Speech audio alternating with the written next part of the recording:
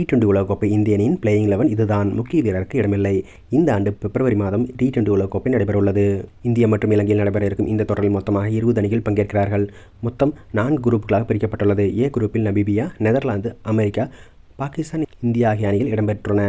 அதேபோல குரூப் பியில் Oman, Ireland, Zimbabwe, Ilangai, Australia அணிகள், குரூப் சியில் Italy, Nepal, West Indies, Ilangai மற்றும் வங்கதேச அணிகளும், குரூப் டி பிரிவில் ஆப்கானிஸ்தான், கனடா, நியூசிலாந்து, தென்னாப்பிரிக்கா, UAE ஆகிய அணிகள் இடம்பெறவுள்ளது.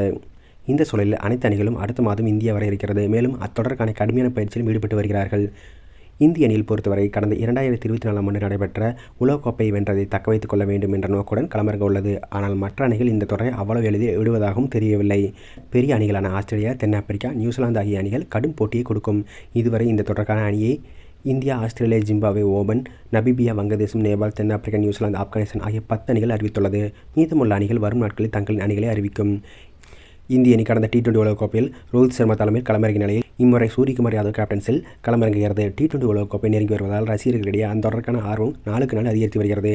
இந்திய அணியில் சுப்மன் கில் மோசமாக ஃபார்ம் காரணமாக இடம்பெறவில்லை.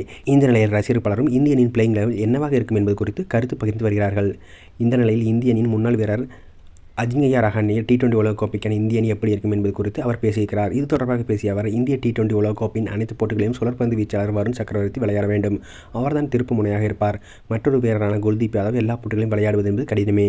ஏனென்றால் ரிங்கு சிங் பிளேயிங் லெவலில் வரும்போது குல்தீப்புக்கு இடம் கிடைக்காது என்றார்.